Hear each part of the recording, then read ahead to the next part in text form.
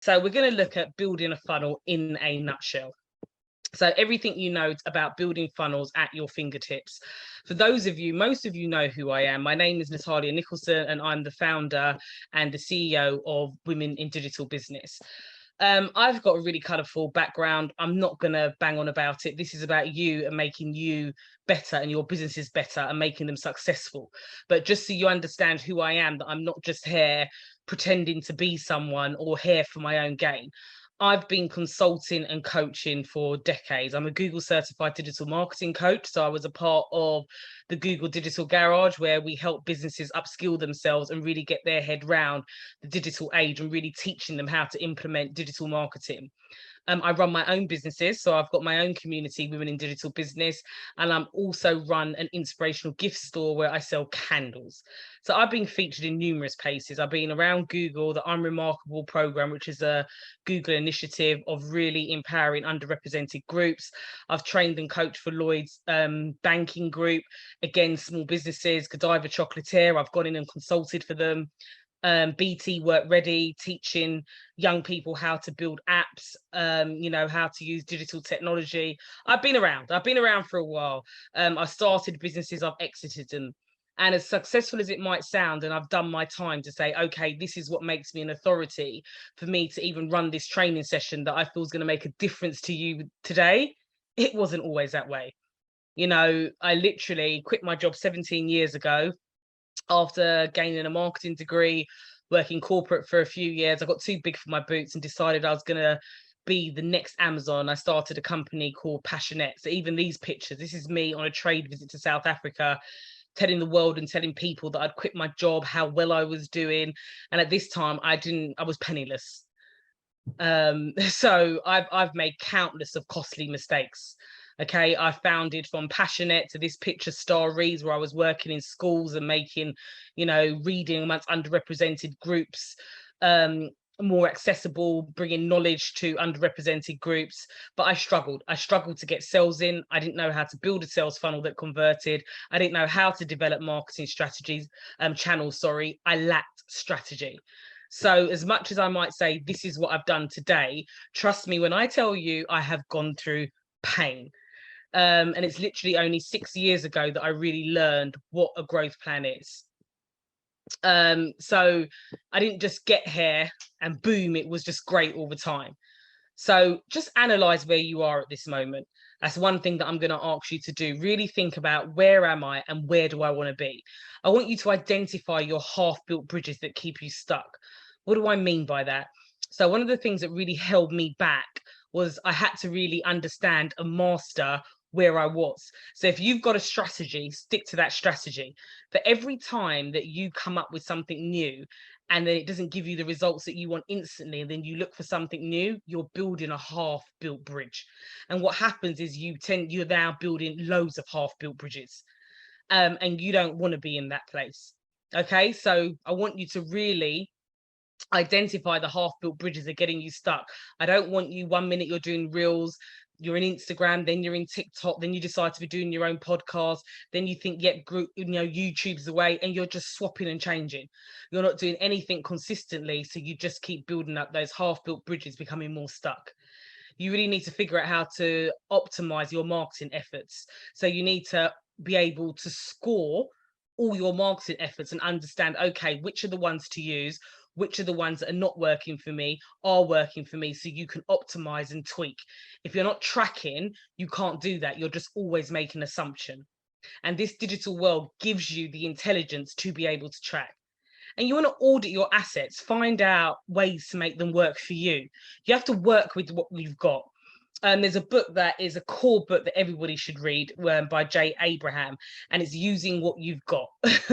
You are small businesses. Some of you are solo entrepreneurs. Some of you are in startup mode. Some of you got the mompreneur life like me, where you're literally sitting and doing work while the kids are running around playing havoc. So for you to really be able to grow, you're going to have to use what you've got, because you don't have the big budgets of big corporates, but you have to measure those assets. That way you build a future-proof funnel and you can scale, okay? And you can get predictable sales. and you can get revenue that can withstand any customer influxes or, you know, things like the pandemic, you can build a solid business. So it's only really 6 years ago I really understood how to develop a growth plan, what strategy really is. And that's the thing that's missing that makes most businesses not really succeed. It's not having a structured plan. So Women in Digital Business is a community where we really help women get to that 6-7 figure through a strategic marketing system. It's all about strategy. It's all about thinking and doing business in a predictable way. So with that said, today, what are we going to cover? We're going to cover what is a marketing funnel and what's the 8 steps of creating your own marketing funnel. So part 1, let's kick off. What is a marketing funnel? Spoke about him already. According to the legendary marketer Jay Abraham's strategy on business growth, there are only 3 ways you can grow a business. Okay, and that is to increase the number of customers, increase the average transaction value per customer, and increase the number of transactions per customer in order to make these things happen. And to do this, you need a funnel. But the thing is, when I think not just me, when people hear the word funnel, it becomes very robotic and they think they've just got to follow these series of steps. When actually, it doesn't work like that. One of the things that I want you to really bear in mind, I hope you've got your notepads out, is within your funnel is no different to what the customer value journey is. And I actually run a webinar on this. You want to humanize the funnel. You want to make sure at all steps of your funnel, you are connecting with your audience. Okay, and you do that through content marketing. You do that through content writing. You have to be able to connect. That's what makes a funnel successful. So Jay Abraham, and if you haven't read his book, using what you've got, he's got a series of books, but you should read his books. His strategies are years and years and years and years and years old, and they are still relevant today. And they're relevant today because there's no fancy technology, ladies, of the perfect Facebook campaign, the perfect YouTube campaign that boom makes your business right. Before that can actually, all that does is they are sources that bring you traffic, sources that bring you leads. Those leads then convert into sales. The connection that you have with your customer and providing them with a service or product that actually solves a problem or a challenge that they have in their lives, that's down to you and your business. Okay, so there's no social media marketing, there's no SEO that's just going to do the magic for you. That's not what the digital world is. That's not what digitalization is. Okay, so what is a funnel? A marketing funnel is the intentional path you take your prospect through as they go from an unaware prospect to a happy customer. And that's why, rather than calling it a funnel, I prefer to call it a customer value journey, of really thinking, what's the journey am I going to take my prospect to? How do you make your potential customer aware of who you are and map out a journey for them and make them into a happy customer that buys from you again and again and again? So let's look at the 8 steps to build your funnel. So here are the 8 essential steps that you're going to need to create a sales funnel. The first one is to determine the product and the market fit.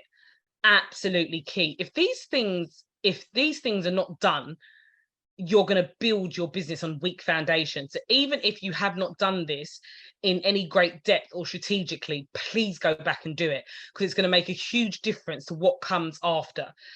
Just in terms of the product offering, how you design it, you know, the headline, the subheadings that go with it, the copy that you're going to write, your brand, what it stands for. All of this will be born out of determining your products and the market fit.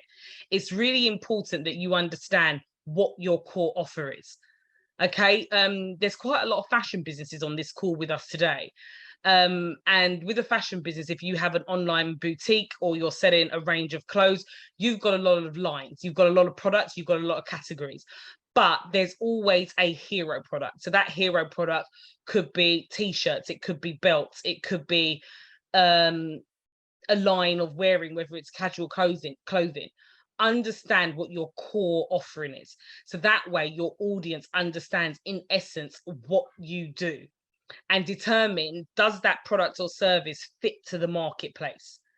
Okay, even for a virtual assistant, think about it. When you're looking for a virtual assistant, let's say, I don't know, you're in the legal, let's say you've got a law firm, you've got a law business, and the volume of work coming in means that you don't want to hire another legal secretary. You prefer that you've got someone that if there's an overspill, you can outsource it. So a virtual assistant would be perfect.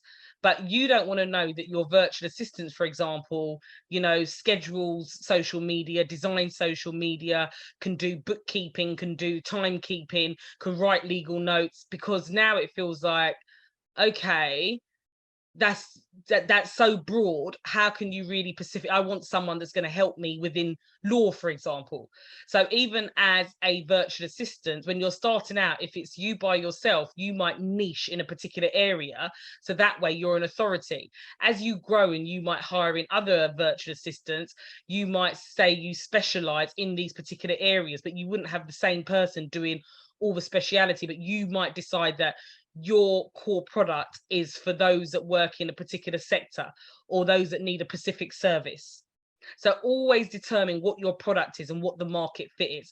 What challenges and problems does the end user have that you are the answer to? What makes you an authority? Aligning that with who your audience is, you don't understand it, answers so many of your questions.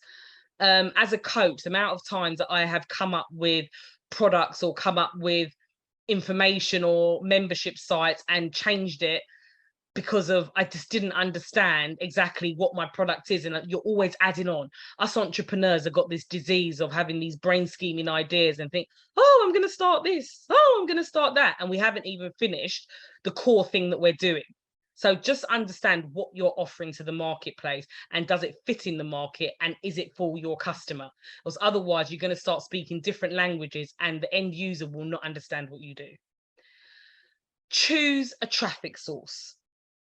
When people say, I haven't got any leads, I can't get any leads, what you've actually got at that point is a traffic problem.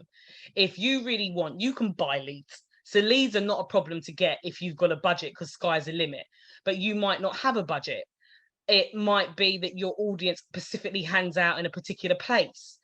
So what's the point of you having 5 social media channels if your audience is only hanging out on 1 or 2?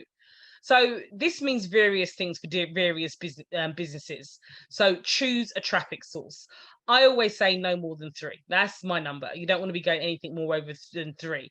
Also, think about it. If you are a solopreneur, you've got no other resources, you've got no one else to help you, you might even just start off with 1.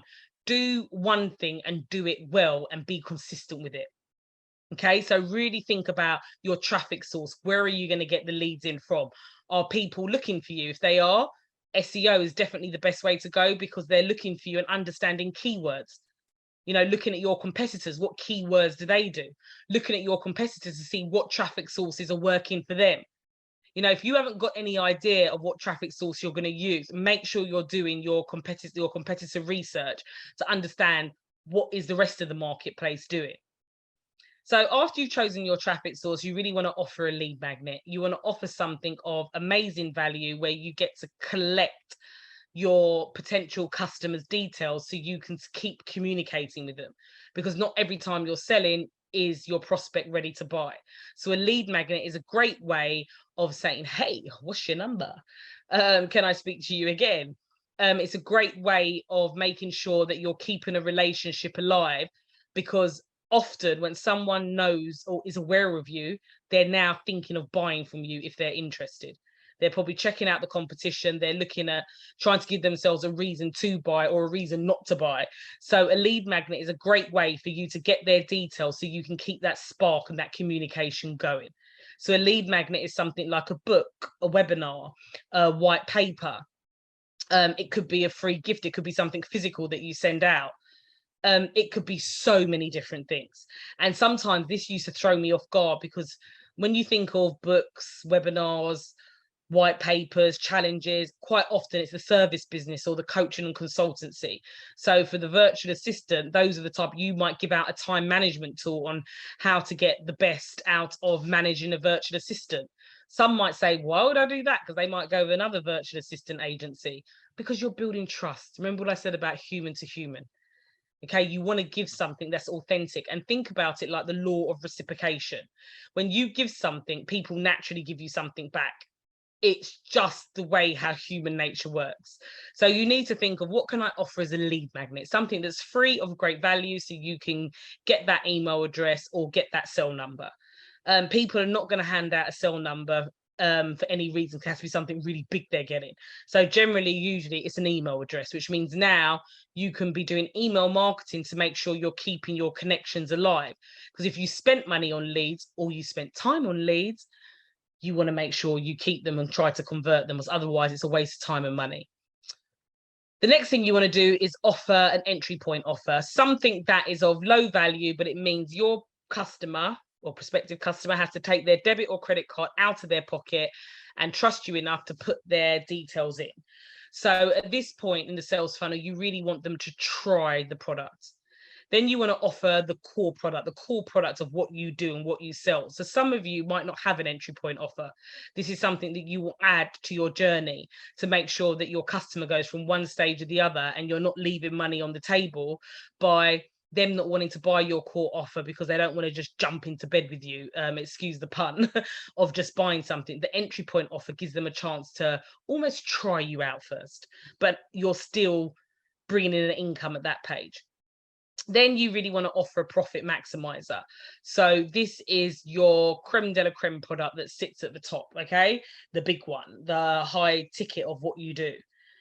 And to do this, what you want to do is you want to build out your landing page to take your prospects from, the traffic source they came in from, to find out more information about you, offering a lead magnet, putting their details in, you getting their details, then being offered an entry point offer, then selling a core product offer, and then the top product maximizer. All of this is done through landing pages. The difference between a landing page and a website is a landing page is very specific. So you might be targeting a specific customer segment. Let's say that your target audience was, I don't know, you're a virtual agency and you're targeting mumpreneurs, for example. You might specifically have landing pages put together, and the first segment that you're going to target are those that have got older kids in school, so their lives are a little bit more structured. So what you might offer them as a lead magnet might be completely different to someone that is on maternity leave from work, doesn't want to go back to work, and is trying to start their business in maternity leave. Makes sense? So landing pages are very specific to the customer segment, and they're very specific to the information that they have on the page that's talking to the prospect. Whereas a website generalizes and is there just to show your brand as a whole. And we're always going to have multiple customer segments and offer multiple things. So it's much more broader. A landing page allows you to get very personal and use content and copywriting to connect specifically with one of your customer segments. And then finally, within your sales funnel, you want to create that return path. So what you want to do is you want to be able to, for someone to do it all over again, buy from you. Okay, it's about customer retention, not just customer acquisition. So first things first, like I said, we need to determine your product fit. So just to get you to understand what does that look like, these are the questions that I really want you to go away and answer. And like I said, this session is going to be on YouTube. If you're watching it on YouTube, you can pause me at this stage and you can fill these out. If not, you might jot some notes down now, but come back and answer these questions. Sometimes we can attend these webinars. It's like, oh, that sounds great. That's a good idea. And we don't do anything from it. Here at Women in Digital Business, we really want to make sure that you always walk away with value, and you always walk away with something that just makes you better. So in terms of the product market fit, you need to know your customer in order to effectively market to them. So start by asking these questions to better understand your product market fit. So who is your ideal customer? What are their demographics? But once you've gone past the basics of, their age, gender, where they live, their income bracket, and the demographics that we're so used to in business, I really want you to think about, what are their interests in life? What are their core values in life? What's their day-to-day lifestyle? Really dig deep. Even if you look on our YouTube channel, there's loads on customer avatars. Look at it, watch it. There's a program that I'm going going to tell you about at the end of this. And don't worry, there is no big fee or anything like that. That's really going to be able to help you with this, so you can really understand who is my ideal customer. When you can see your ideal customer in your head, you know their name, you know their patterns in life, and you know them like they're your friend, it becomes easier to market your product or service. What are my customers' frustrations and pain points? What are the problems my customers face every day? What's getting in the way of their success or the problem that they have? You know, for clothes, is it the way that your clothes fit? Is it the fact the materials that you use, they can breathe and they're better for the skin? There's health benefits.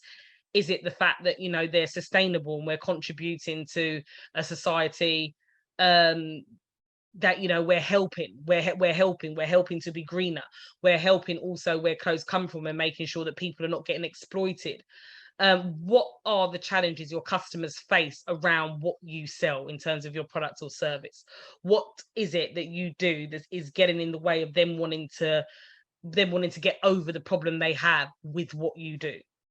You know, what is my customer's desired after state? So what I mean by that is, what does success look like for my customer? What do they want to achieve? So I very much call it the before and the after state. So really, really quick example, I don't want to chew into too much time. I always use an example of an advert that is actually just advertising, printing your pictures on your Instagram account every month, like a playbook, and they deliver it to you so you physically got it. And within that ad, they show a mum just being stressed out by her kids, stressed out by doing housework, stressed out by being a career woman, can't take it all. And you can just see in the more of this advert that she's like, what is this? What is life all about? She's just miserable. And then at the end of the day, after having a bath, she comes downstairs, opens this book of all these wonderful pictures, reminding her of how lucky she is that she has a family, all the memories that she's had, what she's achieved. So all of a sudden, it changes her state of mind. And that's a perfect example of what I mean by before and after. What does using your service or using your product look like after in your prospect's life, to make them, by painting that picture, it makes them want to buy it because it solves a problem? Okay, so how does my product help transition customers away from their problems and towards their success within the market sector of what you do? So choosing a traffic source. So now that you've achieved the product market fit, your next steps is to figure out how to reach that market and get them to your website or landing page. No one has a traffic problem because you can always buy traffic, exactly what I said before. But let's just look at some of the sources of traffic. You know, like I said, no more than 3. So we've got email marketing. And if you're collecting leads, you're always going to be doing email marketing. It's a great way for you to stay connected to your audience. Email marketing is what keeps building a relationship. Social advertising.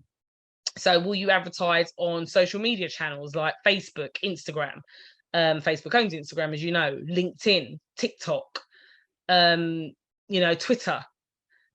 And it might not be the main platforms. It could be other social platforms like Reddit, maybe community channels. You really need to think about, where is my audience hanging out? Will you do search and display? Are people looking for you? Are they constantly looking for you? You know, like if you've got something special about your fashion brand and boutique, you have to educate people on what makes you special. Where something like a virtual assistant, you know, some people are actually specifically looking for that service. So what are they going to do? They're going to go to Google and they're going to type in virtual assistant. Some people, you still might have to educate them. So maybe social media marketing might be a better fit. But if someone's looking for you and they're typing in keywords, and that you can just go into Google Trends. If you go into Google Trends and you type in what people might be typing in terms of keywords to look for you, it will tell you how many people search for it. So just Google Trends. It could be content marketing. Again, people can find you through blogs, writing blogs on solving problems. Like for instance, you might be a SaaS company, a software company, an app company. The amount of times that I've read apps on what the best CRM is, or you know, what the best scheduler tool is, and there might be a blog that compares 10, for example. Content marketing and producing content is a really great way to establish yourself as an authority.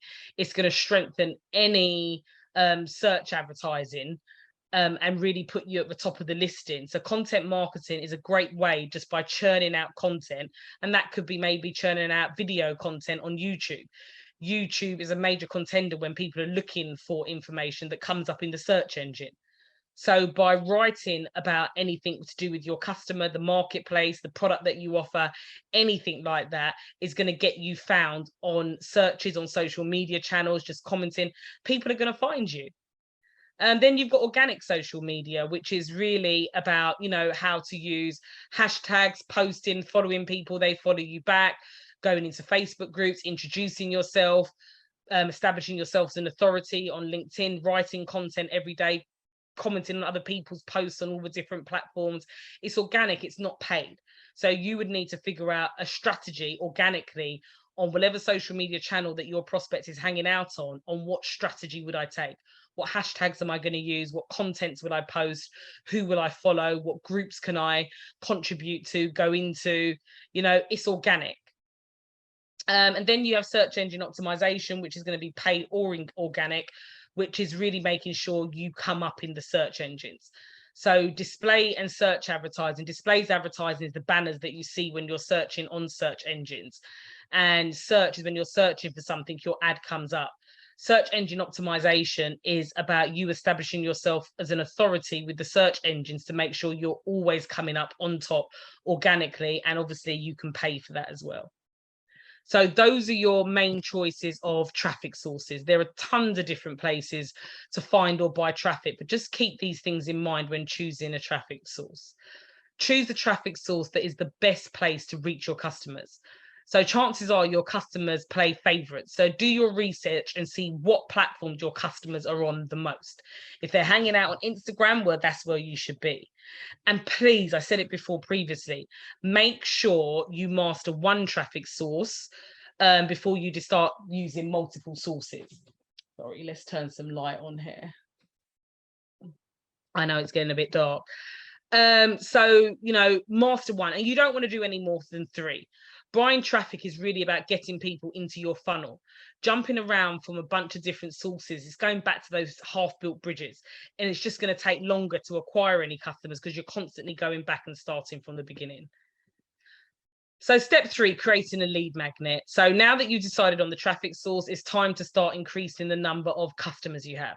So I've already explained what a lead magnet is, and just in short, to recap, it's an irresistible bribe that gives a specific chunk of value to a prospect in exchange for their contact information, like an email address. Irresistible bribe, ethical bribe, they're words that you're always going to hear. They're very much marketing terminology, but it's not a bribe in a sense that it has to be authentic. You have to serve your customer. Does that make sense? Right, I'm just going to turn some more light on in here, by the way, because it's getting pretty dark. Yay! And I know you can still see me, so I just want to make sure I'm a bit more lit up. So a lead magnet, it really is, it is an irresistible bribe, but you need to serve your customer. It can't just be a bribe like, you know, here's some sweeties, come into me. It can't be like that. It needs to be something that serves your potential customer. It needs to be genuine. It needs to be authentic. But essentially, it is something that you want to give away to build trust, to really get someone's number or their email address. So just think, what would be irresistible to your audience? Okay. Oh, did I go? Oh, I didn't. So keep in mind when creating your lead magnet, you know, make sure your lead magnet provides a quick win. You want, you know, customers to find tremendous value in the content. Make it specific. This is really important. You know, even for us at Women in Digital Business, we have multiple lead magnets that really attract different customer segments. So make it specific in a sense of solving a specific offer. So, solving a specific offer for a specific section of the marketing. It just ensures that the leads you generate are high quality, because you might have a lead magnet where you get leads all day long, but actually no one actually wants to go further and buy from you. So be specific. In this day and age, with so many different marketing channels and the marketplace being so busy, it's really important that you do niche and you are specific. Many disagree with me, but I'm telling you, you know what? It's fine not to, but you're going to have the budget and a team that can be able to roll out to all the different segments if you're not going to niche and be specific. So if you have that, that's fine. But general rule of thumb, if you're starting out and you are limited with resources, really you want to try and niche as much as you can. So step 4, you want to offer an entry point offer. So you've got leads. So now it's time to turn them into customers. So the entry point offer is an irresistible, super low ticket price. So usually between $1 and $20. And that gets your customers foot in the door with a purchase. Like I said, them having to take their credit or debit card out, it builds trust. So there's tons of different types of entry point offers. It could be a physical product, it could be books, it could be a steeply discounted initial service. So they need to be irresistible because of the low cost. So even lower than break even in some cases, depending on your business model. So by starting off generous and providing immense value, it just sets the relationship with the customer off on the right foot. And this is a strategy that we do use at Women in Digital Business. We always make sure we give away value, always go above and aboard. It's really, really important for us. Number one, it serves our customers and it means that you're getting everything that you need. And number two, it just lets you know who we are. Makes sense? Like, you know what to expect from us. So step 5, you now want to offer that core product offer. So as long as you over deliver and you provide immense value with your lead magnet and your entry point offer, your customers will be highly interested in purchasing your core offer, the core item that you sell. So now it's time to present your core offer. So please keep this in mind. You don't always have to keep all the profits. What do I mean by that? So reinvesting some of your sales back into your traffic purchases will allow you to buy more traffic, which means more customers down the line. So some of us quite often want to jump into Facebook advertising, YouTube advertising, Instagram, and paid social media marketing because we just want to grow our businesses. The problem with that is that if you have not validated your core product offering, you haven't validated your funnel, and I've been here, ladies, I have thousands of thousands of thousands of thousands, over 100,000 has passed my hand on advertising because I haven't validated the core offer yet, and I haven't validated what I'm doing and going straight into advertising. If you can prove organically that your business model works, and this is why strategizing is so important. Now when you invest money on advertising, you're just scaling. Make sense? So your core offer should still be valuable. You've already over delivered with your initial offers, so make sure your core offer delivers as well, if not better. Okay, America understands how to do this really, really well. I know we've got someone from Carolina on the call here today. Americans understand how to do this very well.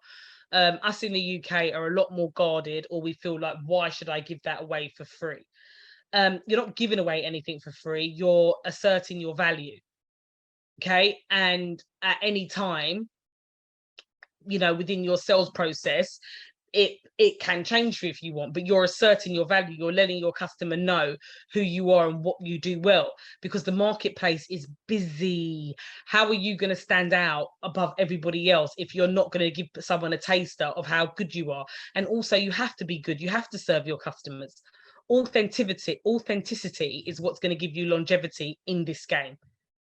The minute you're not, it just means you'll be a one-hit wonder where you'll do really well and the sales will just dwindle. I've seen it time and time again in businesses. So your core offer, as you've over-delivered on the lead magnet, on the entry point offer, you should be doing the same on the core offer. Okay, so just keep those two things in mind. So step 6 is the profit maximizer. The profit maximizer are higher price purchases that increase the average transaction value per customer. All of these offers are just different in the ways that you can increase the customer experience and then increase their lifetime value. So fast food does this really well. So you might not have much money and you think, oh, I'm going to go look at the saver menu. I'm going to go get me a double cheeseburger. Ooh, I can also get fries off the dollar menu. Okay, so there's an upsell even on the low ticket. Then there is the whole meal. So that's the profit maximizer for McDonald's, for example. So you're going to get a Big Mac meal. So what do? Upsell you again. Would you like to go large with that, with the fries and drink?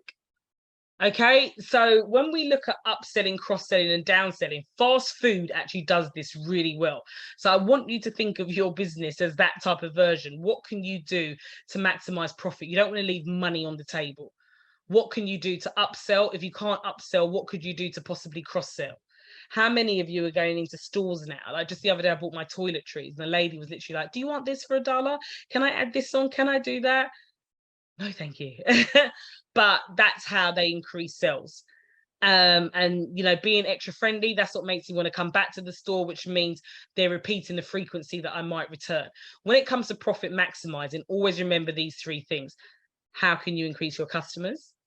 How can you increase the frequency that they're going to buy from you? For some businesses, that's a subscription model. And after the frequency, how can you increase their average transaction? So that could be an add-on service. Amazon does that really well. It could be an upsell. It could be many different things depending on your business. So just think of how you can maximize the profit. So again, I've given them to you already. Immediate upsells. Do you want fries with that? Cross-sellings are think frequently bought items together. Amazon does this and suggests it to you. People that bought this item also bought this and this.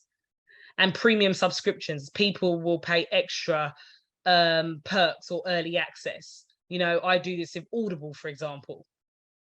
So just think about the whole model of your business. Take that time out while you're building your sales funnel. So step 7 is creating your landing page. I've explained to you in essence what a landing page is, but you've got all your offers in order. So now it's time to make a place for customers to learn all about them. So the landing page, again, is a web page where all the essential information about your offers lives on the landing page. And it's one offer per landing page, just to be clear. It's where you point your customers using ads and links. So if you was using adverts and you want to learn more about getting a free ebook, that's maybe your lead magnet, or maybe you're putting an online event on or a live event, it would go to a landing page that would have all the information about that event, that book, depending on what you was offering at the ad stage. If you're not using ads and it's organic, wherever the person's found you, at the call to action at the end of it, be a blog, a social media post, a direct message to someone, it would have a link to a landing page specifically about an offer, be it it's the lead magnet, be it after the lead magnet is the entry point offer, it would have all the information on it. Okay, so your sales pages should have great attention grabbing headlines. We have a brain like a goldfish. We scroll on average like 3 miles a day. So it's key that you've got a headline that can really grab attention. Okay, so you can use the headline or the name of your offer as inspiration for your landing page's headline. You want an image of your offer. People are very visual in this day and age, and they love seeing the product before they buy it, or a video of it. Things like your privacy policy and terms of service. They're required to be compliant with traffic stores, but also bear in mind in your trust. Things like URLs. Can't have a Gmail account or an internet account anymore. It should have the name of your domain in it. Your URL, if you're building out landing pages, shouldn't have the name of the software that you've built the landing page in. These are all things that will break trust. So having all your T's and T's crossed and your I's dotted when it comes to privacy policies, terms of services, the technology, the setup on the page, the copy, they're key. You'll have an opt-in form. So your landing page is longer. It's longer than an ad or a post, and it will require someone to scroll to go through the whole thing. And it's going to include 2 opt-in forms, one above the fold and one below the fold. And at the end of this training, I'm going to give you an example of a landing page. Compelling copy. Writing copy is key. That's how you're really going to connect with your audience. So explain the benefit and the value that they get. Use your copy to show them how your offer will get them one step closer to their desired after state that I spoke about. More complex offers usually need more copy. Okay, not copies, copy. But copy is important. That's what's really going to connect you. Upsell pages. So once your customer makes a purchase, it's a great idea to immediately offer them an upsell, just like McDonald's. So on the back end of your landing pages, for people to purchase, show them an upsell page. So it might be, thank you for purchasing opt-in. Please use social media for entertainment to make sure your posts are engaging. So before the after the thank you offer, for example, you could push people to your social media channel and maybe upsell something there, maybe cross sell, maybe downsell. But just think about, your thank you for purchasing pages, your opt-in pages, use them to upsell, offer an upgrade to their purchase, hint at a killer deal that they can only get now if they sign up. So make sure you're encouraging them to upgrade, but do not be too pushy. All your written content, follow the 80-20 rule. 80% education, entertainment, 20% sales. And just basic access instructions, confirm with them that the offer has gone through. At every stage of our landing pages, we let our audience know we're about to send you an email. Please check your junk. We actually do infographics just to show them, the basic access and instructions of what they've signed up for. Don't assume people know. You're building the technology out and you might know, but other people don't. So you need to think about when you're using a system and you can't find something somewhere. It's like, why have you done that? This is not easy process. It annoys you. So the user experience, the UX, I'm sure it's a term that many of you have heard. Make sure your UX of all your pages is user-friendly. That user experience is there. So bridge the gap, explain what they just got as a part of a much larger whole. Let them know that, for every page you're upselling, remember, there's something to make it whole. Tell them the next offer will help them to enhance what they just got. So maybe they've been purchased a beauty cream that's gonna clear their skin and make their skin flawless and make it 10 years younger. Maybe they need an eye mask that they've got to wear at night time to go with that that will make your appearance even better. Okay, so I know you get the point. So step 8, final step, is create that return path. So give customers a reason and means to return again and again. A return path is a way to increase the number of transactions for each customer. It's a way to encourage customers to come back to your brand. So the return path is anything that brings the customer or the prospect back more frequently. So it might be email marketing. Like I said, if you've got someone's email address, you can keep in contact with them. How many of you have bought something and you'll get marketing newsletters, and when either you've run out of something or you need something again, or maybe the person you bought from has just launched a new range, you'll find out about it through email marketing because you've bought from them previously. Exit offers. So offers that they have got and received, they can look like different things. So maybe in the buying process, before they've finished it and exited out, you might get another offer that's a one-time offer there and then. Organic social media. So Twitter, Facebook, LinkedIn, using social media. Remember, especially on Facebook is great for retargeting. You can retarget on all platforms, to be fair, but that's what makes Facebook so clever. You can retarget. So you could upload all your buyers onto Facebook and say, I specifically want to retarget these people. You could retarget the people that just signed up from your lead magnet. So because they've gone from a link from Facebook, or even if they haven't, again, you could upload their information and say, I want to target these people. And then people like these people, like a lookalike audience, to get them to go on the next stage of my funnel. So obviously that is paid, it's not organic, but this is where social media can be really powerful, just in terms of getting your customers to return and make repeat purchases, or if they're stuck in your funnel and you want to move them further along. Loyalty programs. Everybody loves the loyalty programs. The more you buy, the more you get back. Content marketing. Content marketing is the bridge of communication that is going to make human to human communication possible online on platforms using technology and making it personable. Okay, so content marketing and what you have to say, the authority that you've built for yourself, the brand information that you're putting out, these are all things that will bring your customers back to you. Advice that you give, the support that you give, making them feel excited to be a part of your community. This is done all through content, and this will make them buy from you again and again. Outbound sales calling. People think that sales calls are dead. No, they're not. We talk about marketing, but understand sales is a part of the marketing process. And at all times you are selling. And even if I'm guilty of saying it, oh, I don't like sales. Sales isn't really me. Don't really like putting myself out there. It's selling. Okay. If you want a successful business and you want to get profit margins and those bottom figures up, You come up with a strategy, and essentially you are selling, and understand that selling is not a swear word. It's nothing we have to be scared of. That's what's going to grow your business.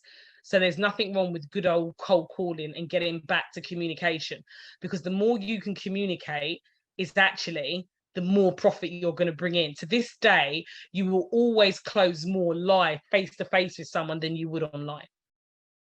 So let's remember that. But the automation, and there's so many other things can take place online, and the intelligence that we can use.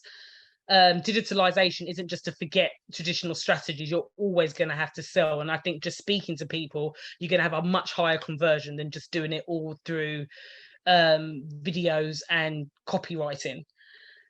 And then ad retargeting, which I've kind of covered in the social media marketing, where you can retarget people at specific stages of your funnel through paid social media.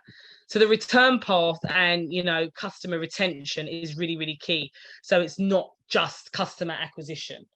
So hopefully today I have given you a much better idea of exactly how a sales funnels work. And like I said, this video is going to be available on YouTube at some point tomorrow. Within the next 48 hours, it will be up, and we'll also drop you an email to let you know. So make sure we're not going into your junk box, please. I put the links in the chat for the YouTube channel, for the Facebook group. For those of you that are live in our community, please make sure that you go to YouTube, you type in Natalia Nicholson, and you follow me on YouTube, because there is loads of training on there.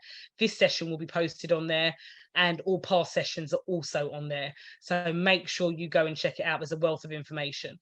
So I want to show you an example of a landing page. And please do, as I'm getting ready, please do pop all your questions into the chat. But I really want to show you an example of a landing page. And I also want to show how do you develop all the strategies that we spoke about today into an actual plan for yourself. It's really key. You have to start working strategically. I can't stress how important that is. So I'm just going to get up a landing page. And I'm also going to answer some questions that are coming through on the chat. Oh, Dee said, thank you. Oh, no problem. Paulette said, thank you. That was very useful. I'm glad you found that useful. And I'm about to show you a typical landing page. So this is a landing page for our ultimate bootcamp. So this is what I mean by a landing page. And this is something that is something that you can do. If you're really in a place right now where you found what I just said useful, and you really need to, you've understood from today's session that you really need to look at, okay, who is my target audience? What market sector am I in? What problem has my audience got that I solve? And is the product and what I've put together a solution to a problem or pain and challenge that they've got? It's really, really important. So what I've done is I've put together a digital bootcamp. So I'm going to put the link into the chat now. 22 hours, it's actually $27 only. That's it, to access our digital bootcamp, which is like across 3 days. You're really going to look at, okay, you know, what is my product and service? Who is my customer? And it's a real big deep dive, by the way. This is not no little, just don't think because I priced it at $27 it means that, oh, this is just going to be a little boot camp that, you know, it was good, but you know, no. At the end of this, you will be quite sure on who your audience is. I'm going to ask you, in day one, I'm going to ask you a whole load of questions that get you to understand who your audience is and gets you to know them in the way that you've never looked at them like that before, which is going to enable you to write copy that is going to really be able to convert and connect with them. I'm also going to teach you the 7 golden rules of writing copy. I'm going to show you how to do competitor research, so you are really able to look at your competitors and see what's working for them, what's not working for them, what will be working for your business. We're going to do some research, industry research, to really find out what keywords are people using and find out the opinions of your audience, so we can make sure you position your product or service. Okay, we're going to look at not leaving money on the table, and we're going to take a deep dive into profit maximizers. We're going to look at other people's funnels and see what works for them. Okay, because it's great when you have examples, and it's great when you can see different types of funnels. It starts to really open up your mind. So day one's pretty intensive because I'm going to ask you well over 20, 30 questions about your audience. It's going to open up your mind and think, I've never looked at it like that. Wow, actually, they're like this, they do this. I'm going to teach you how to copyright. I'm going to get you to do research that you haven't done research in this way before. That's really going to help you build the foundation of your business. So at the end of it, you will have a clear brand messaging that connects with your audience, and they get what you do straight away. So when you build a sales funnel, you're building it on concrete foundation. Okay. Paulette has said, I'm not ready for a website yet. And to be fair, Paulette, you don't have to have a website. There are businesses that I know that turn over 7 figures, and I'm not exaggerating to you, that doesn't have a website, by the way. So I don't think it will hinder sales. You can use landing pages, if that makes any sense. If you're selling a physical product, you can still sell through Instagram, you can still sell through Facebook. Maybe you're selling a specific product first. I've got a client that just sells scarves from 100% silk. She doesn't have a website. It's a landing page. Your end user can mistake a landing page for a website, but it means that when you start, Paulette, you might start with a specific customer segment and specific niche, that you don't need the whole big website. You just got to make sure that your business model marries up, if that makes any sense, with what you're doing. So wherever you're starting and the size of what you're starting at, it just needs to match that. I don't know if that makes any sense. That's why things like the bootcamp is so helpful, because it gets you to structure and understand what you're selling, who your audience is, how they're going to find it, what your competitors do. And that's when you might scale back.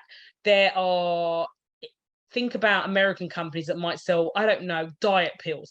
Many of them don't have websites. They just have a landing page that will talk about the weight loss problem that they've got, the fact that you don't have to exercise and eat, you can buy this pill. It's just an example, and it will just be one page, but it's actually a landing page, and it's done really well. So you don't always have to have a website. It's about how you position yourself, what you're selling. If you've got hundreds of products or a big catalog, well, then you're going to need a website. You might just decide to start in one area, selling one or a few things or a package, that actually you don't need a website. You can just go straight for creating a sales funnels, and no, it wouldn't hinder sales. To answer your question. Sorry, I've got the chat open. So what I'm going to do now is please do put any questions into the chat. And I'm also going to put the link for the bootcamp into the chat, and afterwards I will also put it in the Facebook group as well. So please don't think that because I'm offering something at $27 that, it's just going to be a little course that you do and yeah, it was okay, I got some handouts. It also comes with a whole load of worksheets, bonus lessons, guides. It's not, we do our market research, okay? So if you was buying this, you would pay like a good few $100s for this. It would be about $297. We target underrepresented women. Our organization is global, so we make everything affordable and we give amazing value. The boot camp is really needed to make sure that you are building your funnel, building your business out on solid foundation. If you're not building it out on solid foundation, I'm telling you, you're just going to end up building something on a house of cards. You're going to find that your funnel's got loads of holes in it, and it's always leaking, and you're either not getting enough leads or you're not converting. Okay, to get that brand awareness, you have to think about the detail. You have to think about the psychology of your audience. You have to really map out who you're targeting. You have to look at the market sector, look at the competition, be very strategic about it, and make sure that your product offering fits and matches, and really look at other funnels and be clear about where you're going on your journey before you start planning out a sales funnel. This is what lets branding down time and time again. Not thinking enough in the beginning.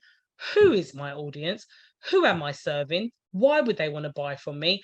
Answering all those questions is what makes you build out a successful brand, because you're quite clear on what your brand messaging is, what your brand tonality should be like, what everything should look like, what the copy should read like, how it should come across, because you're clear on what you're offering.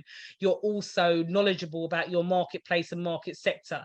You studied and researched keywords that are being used. You see the funnels that are being used in your marketplace, what works, what doesn't work, funnels that are being used in other marketplaces that might work really well in yours. really back testing by looking at the research. There's so much intelligence tools out there that will tell you so much about your audience, your competitors. You don't need to reinvent anything. The information's all there.